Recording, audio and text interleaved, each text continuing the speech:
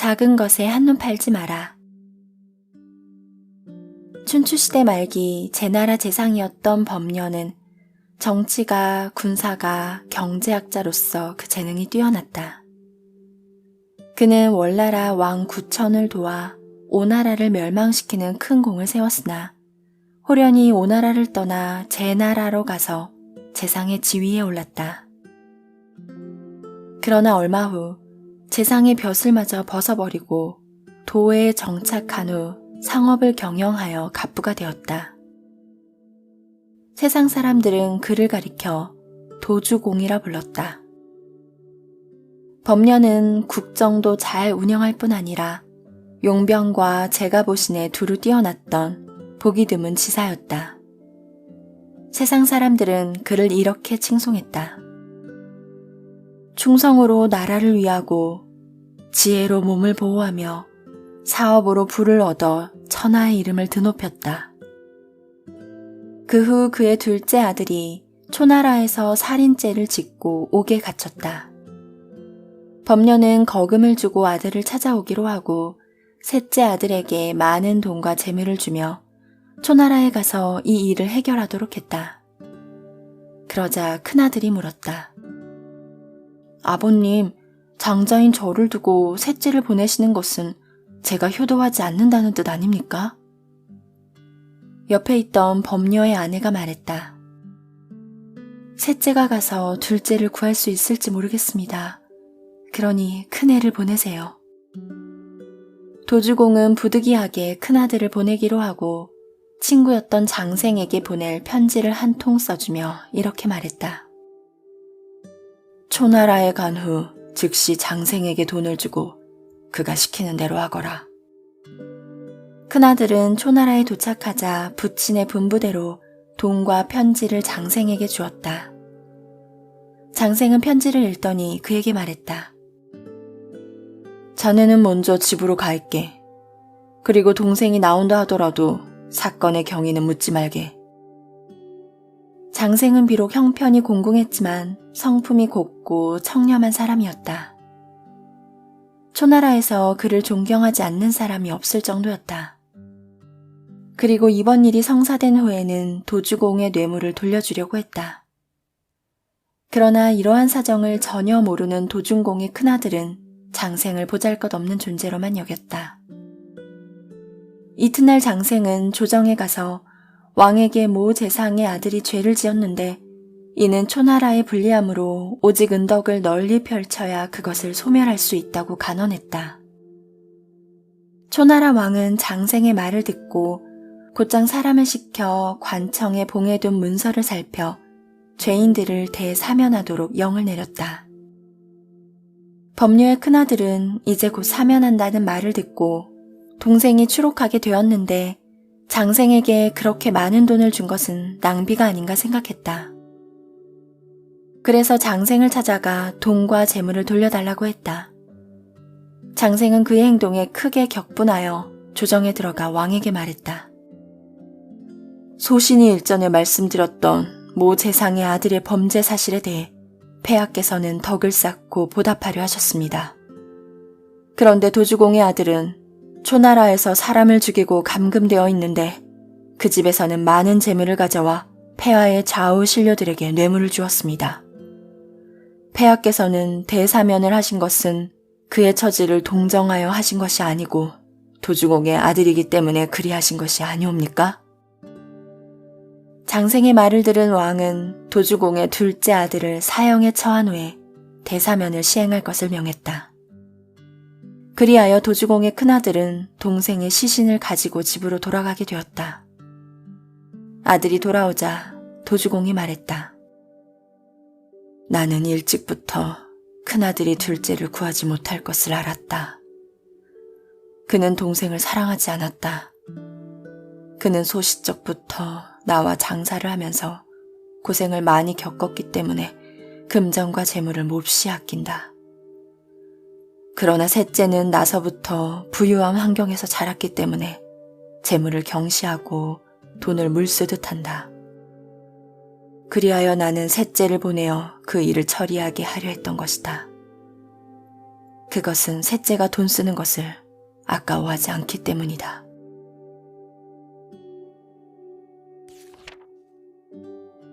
귀국자는 말했다. 성인이 일을 하는 데는 5가지 방법이 있다. 드러내어 덕을 베풀거나 은밀히 해치거나 믿음으로 성의를 다하거나 가리고 숨기거나 평상시처럼 대하는 것이다. 드러내어 할 때는 언사가 일관되어야 하고 은밀하게 할 때는 2가지 말로 해야 하되 평소의 방법은 가장 중요한 시기에 사용하고 나머지 4가지는 미묘하게 시행해야 한다. 일을 처리할 때, 드러내어 할 때는 언사가 일관되어야 하고 은밀하게 할 때는 진실과 거짓이 섞여 사람들이 진실을 종잡을 수 없도록 해야 하는 것이다. 크게는 국가, 작게는 개인에 이르기까지 일부 전략적인 계획이 다 있는 법이다. 또한 결정을 내릴 때는 전략적인 안목으로 문제를 보아야 정확하게 결정을 내릴 수 있다. 돈을 생명처럼 소중하게 여기는 사람은 흔히 적은 것으로 인해 큰 손실을 입는다. 새는 먹이 때문에 죽고 사람은 재물 때문에 죽는 상황이 되는 것이다. 도주공의 장자는 돈을 지나치게 중히 여기는 바람에 동생의 생명을 잃게 했는데 이것이 바로 적은 것으로 큰 손실을 입는 나쁜 결과를 가져오고 말았다. 귀국자 결물에서.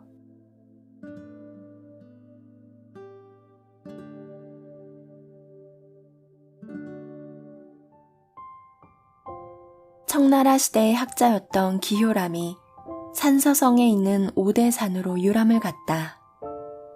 산에 오르다가 문득 목이 말라서 한 절을 찾아 들어가니 마침 바닥을 쓸고 있던 어린 중이 합장하고 물었다. 시주님께서 무슨 일로 여기에 오셨는지요? 별일은 없고 목이 마른데 어린 사부께 차 한 잔 부탁드려도 되겠는지요? 어린 중이 겸손하게 기효람을 안으로 들게 하고 주지 스님을 불렀다. 주지는 나오면서 기효람을 아래 위로 훑어보고 일반 손님으로 알고 즉시 앉으라고 말했다. 그러고는 어린 중을 시켜 차를 가져오게 했다. 주지가 기효람에게 물었다. 시주님, 보건대 이곳에 사시는 분 같지 않은데 어디서 오셨습니까? 주지께서는 해안을 가지셨습니다. 학생은 경성에서 왔습니다. 기효람의 말을 듣고 주지는 벌떡 일어서서 그에게 안쪽으로 앉기를 청하고 어린 중을 시켜 차를 다려오라고 재촉했다. 시주님의 기질과 차림새를 보니 경성에서 오신 분이 맞는 것 같은데 대접이 부당한 데가 있으면 용서하십시오.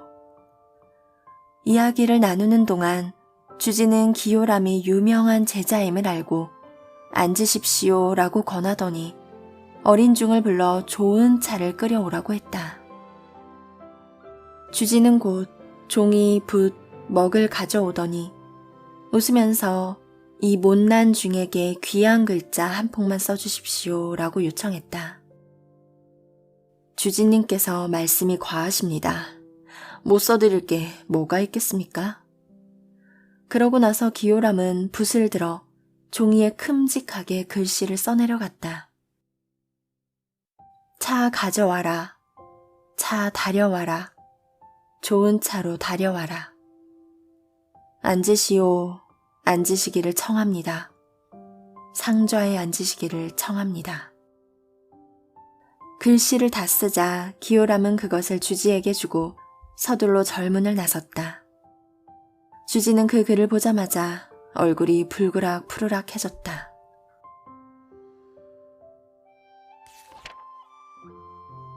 군자는 인과 예를 본심에 지닌다. 맹자왈 군자 이인 존심, 일의 존심, 인자 애인, 유래자 경인, 애인자인 항애지, 경인자인 항경지. 맹자 2로 한편. 맹자께서 말씀하셨다. 군자는 인과 예를 본심에 지닌다. 인을 지닌 사람은 남을 사랑하고 예를 갖춘 사람은 남을 공경한다. 남을 사랑하는 사람은 남들 역시 그를 사랑해주고 남을 공경하는 사람은 남들 역시 그를 공경해준다.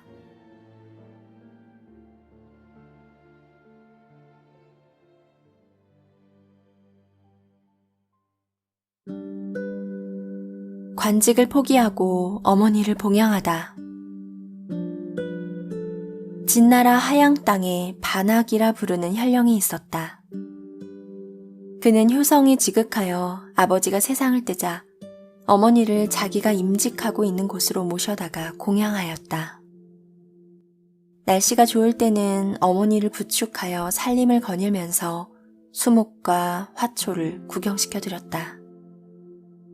그러다가 어머니가 병으로 눕게 되자 관직을 포기하고 어머니와 함께 고향으로 돌아갔다. 반학의 상관이 그의 귀향을 만류하자 그는 이렇게 말했다.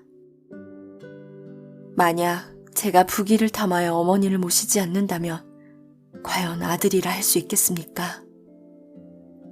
이에 상관은 크게 감동하였다. 고향에 돌아온 후 어머니의 병은 점점 호전되어 갔다. 반학은 가정 형편이 어려워 농사를 지으면서 양도 길렀다. 반학은 매일 양젖을 짜서 어머니께 드리곤 하였다. 아들의 극심한 보살핌 덕분에 어머니는 만년을 행복하게 지냈다.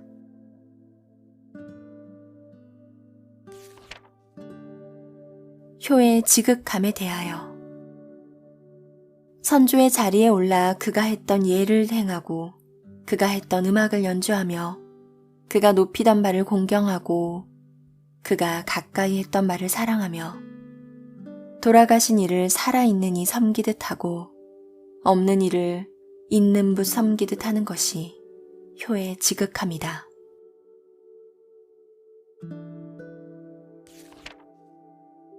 상금을 받아야 하는 이유. 전국시대에는 여러 나라들이 항상 남의 나라를 침략해 사람을 붙잡아와서 노예로 삼는 일이 많았다. 이에 노나라 군주가 법령을 발표했다. 만약 어떤 사람이 다른 나라에 가서 노예로 있는 노나라 사람을 되찾아오면 상금을 주겠다. 공자의 제자 자공이 노예 한 명을 되찾아왔지만 그는 상금을 타러 가지 않았다. 이 일을 공자가 알고 자공에게 말했다. 너는 어찌하여 좋은 일을 하고도 국가의 상금을 받지 않느냐? 내가 노예를 되찾아왔어도 상금을 받지 않으면 남들은 이런 상금을 받으면 낚아끼는 일이라고 누구도 받으려 하지 않을 것이다. 그렇게 되면 노예를 되찾아오는 분위기가 점점 사라질 것이다. 자공은 공자의 말을 듣고 몹시 부끄러워했다. 공자께서 말씀하셨다. 천하의 국가도 고루 다스릴 수 있고 벼슬과 녹봉도 사양할 수 있으며 날성 칼날도 밟을 수 있지만 중용을 지키는 것은 능히 할 수 없다.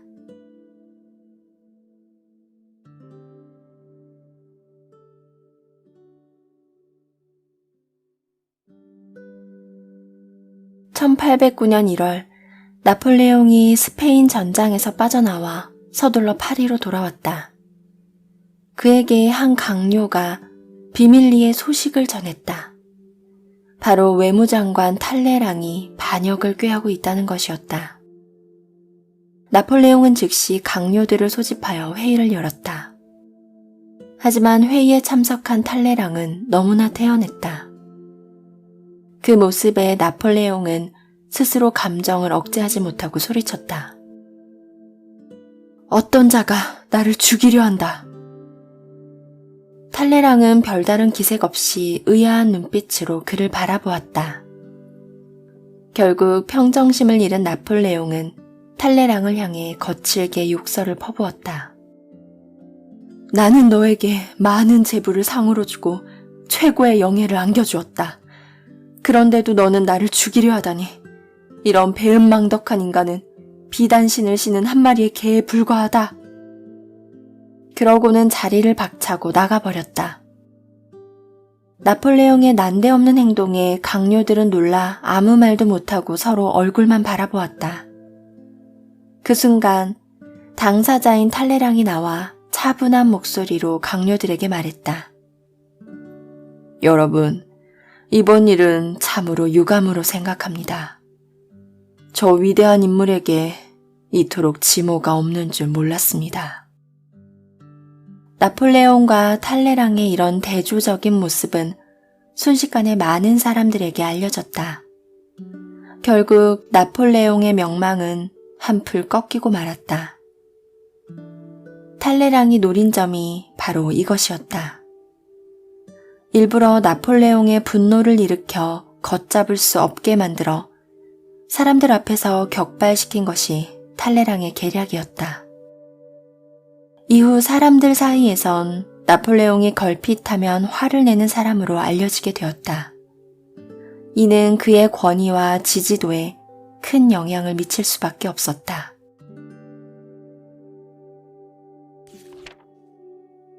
나폴레옹은 총명한 사람이었지만 이번만은 전혀 지혜롭지 못했다. 자신의 감정을 다스리지 못한 처사로 탈레랑에게 약점을 잡히고 말았기 때문이다. 여기서 탈레랑은 귀국자의 벽합수를 잘 운용한 것으로 보인다. 그가 나폴레옹의 질책 앞에서 짐짓 어리석은 척한 것은 닫아 보관한다는 합에 해당한다. 그리고 나폴레옹이 성이 나서 급하게 자리를 떠난 것은 바로 그의 약점을 대중들이 알게 한 것으로 이것은 귀국자의 벽으로 풀이할 수 있다. 만약 나폴레옹이 먼저 강요들이 자신을 반대하는 이유를 생각해보고 그들에게 자신의 결점을 묻고 의견을 들었다면 어땠을까? 분명 이렇게 대처했다면 오히려 그들의 마음을 돌리고 지지를 받을 수 있었을 것이다. 모든 책략 가운데서 반드시 삼가야 할 것은 어린애 같은 분노다. 분노는 위험에 복종하게 하는 효과를 놓치게 할 뿐 아니라 오히려 자신 스스로 약점을 폭로하는 행위가 되고 만다. 그러므로 붕괴의 전주인 광풍 폭우식의 분노 폭발은 반드시 억누르고 다스려야 한다. 사람의 약점은 항상 감정을 표현하는 과정에서 드러나게 된다. 이는 합의 숨김을 모르기 때문이다. 아무리 뛰어난 모략과 전투력도 분노의 감정 속에서는 힘을 발휘하지 못한다. 분노에 이기지 못해 자신의 약점을 폭로하는 것은 바로 자신의 체면을 깎는 일이다. 따라서 냉정함을 유지하는 것이 가장 중요하다. 직장에서 타인의 감정 테두리 안에서 냉정한 이성을 유지하는 것은 벽합에 적합한 것으로서 직장 내 권력 구도에서 주도권을 잡게 해준다. 만약 분노의 감정이 이미 일어났다면 반드시 억제할 줄 알아야 하며 자신을 지키는 벽합수를 운용해 상황을 분석하고 문제 해결을 위한 적합한 시기를 찾아야 한다. 벽은 연다는 것이요 말한다는 것으로서 양에 속하고 합은 닫는다는 것이요 침묵하는 것으로서 음에 속한다. 이 음양이 조화로우면 시작부터 마지막까지 도리가 있다. 귀국자 벽합에서